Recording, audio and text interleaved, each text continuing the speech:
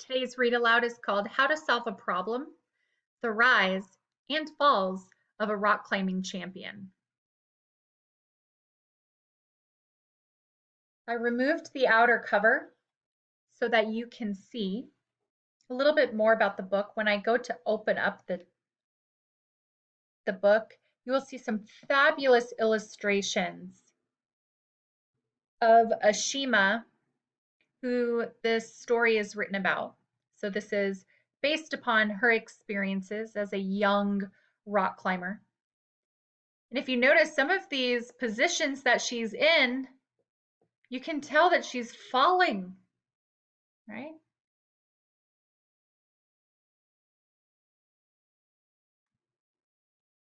I am Ashima. What I do is climb. What I do is solve problems, which is to say, I make them mine.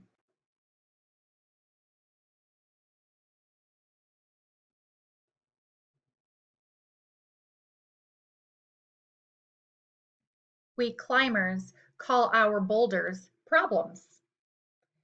We also call our problems problems.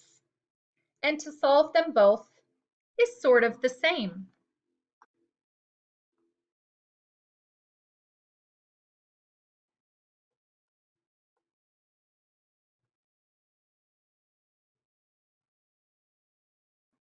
Once I had a problem and it stretched into the sky.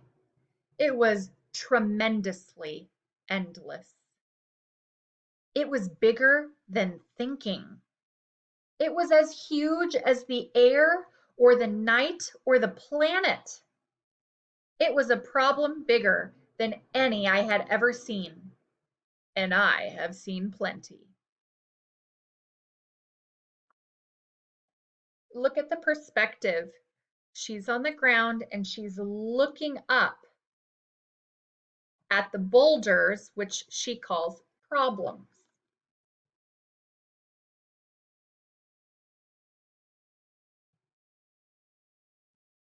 There were twists and turns. There were places that looked as slick as glass. One part was arched like a question mark. Another part stuck out like my father's elbow in a photo I have seen of him dancing. And another was shaped like the bolts of fabric stacked in my mother's sewing room. There were many parts, and none of them looked easy.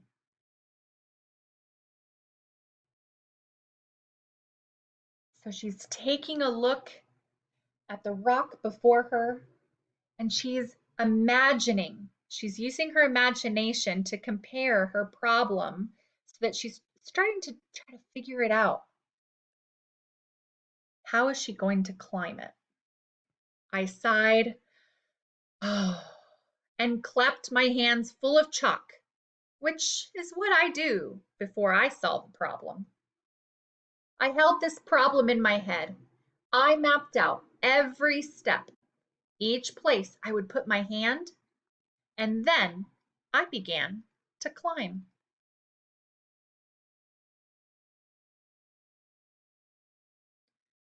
So you can see her starting point. She has a pad below her just in case she falls.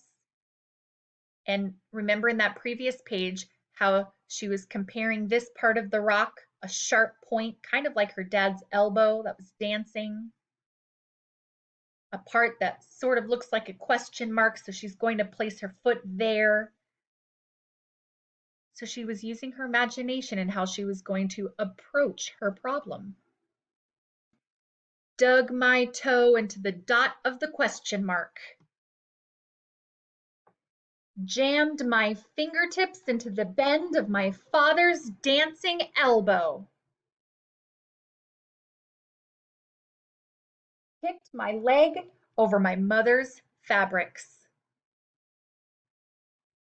I was climbing on nothing but air. Huh, how can she climb on nothing but air? And why did the writing turn sideways?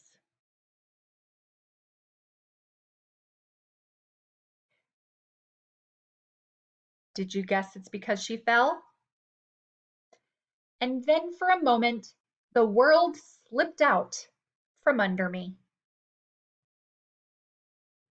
The ground beneath me rushed up and pressed into my back like the hand of a giant named Gravity. So I dusted myself off. Dad asked how I was feeling. He passed me a peanut butter and jelly sandwich, and for a while, we just sat there. Then, when I was ready, I looked at the problem again. With the new information the fall had given me. So she's going to approach her problem again, and she's learning from her mistakes.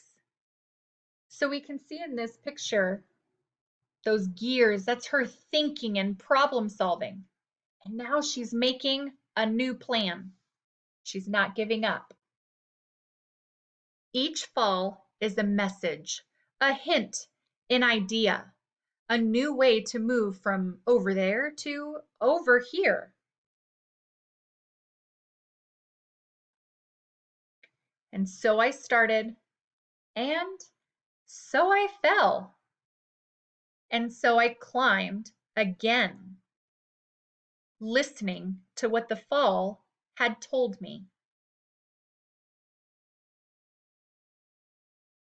Perseverance. She keeps trying, and she's using those mistakes as lessons. The problem that was endless, which I broke into little pieces, the problem that gave me hints with each fall. And surely and quickly,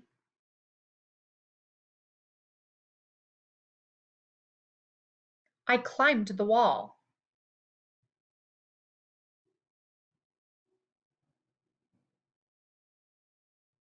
I dug my fingers there and here and stretched my arms like ropes. I threw my body through the air and caught myself in all the ways I'd imagined a bright path of thinking. So she had a plan.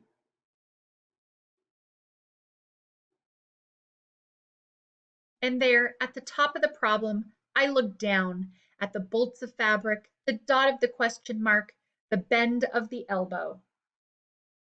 And I waved hello at the memory of how hard the problem was.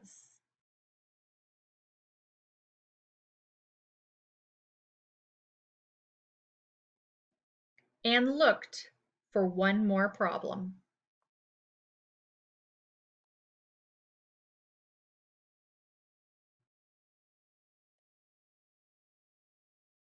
So in rock climbing, you've learned that a problem is what the climbers face, such as this huge boulder in Ashima's case.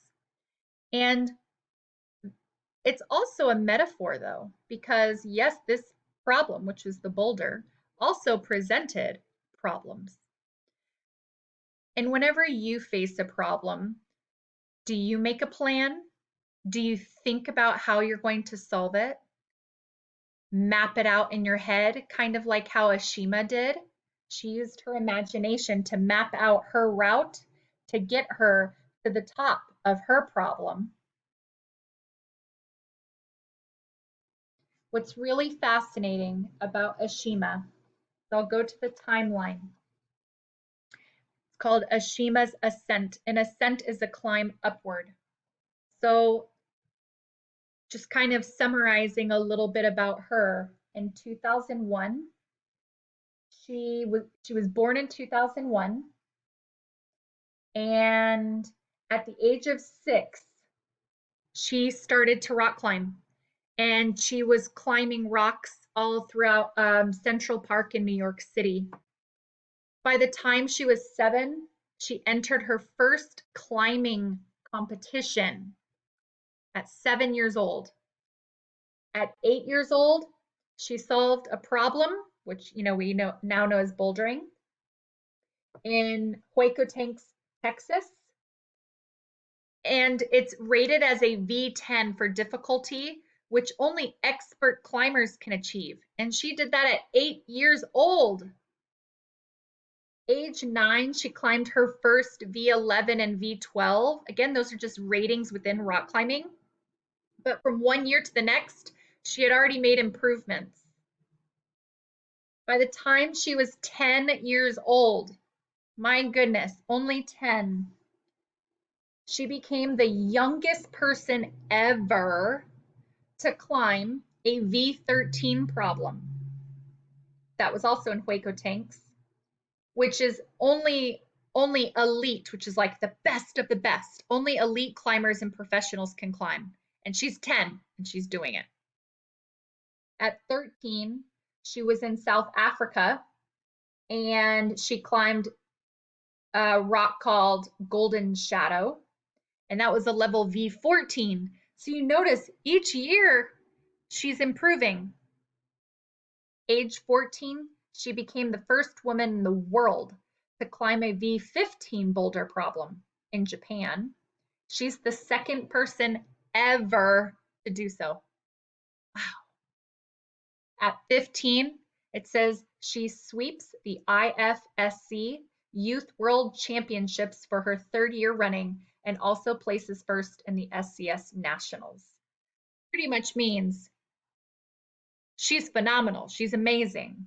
She's a rock climber. And that was just at 15 years old. So I challenge you that as you face problems, that you don't give up. Take a moment, pause, take deep breaths, and come up with a new game plan if your original game plan doesn't work. Persevere, try again. Learn from your mistakes as Ashima did.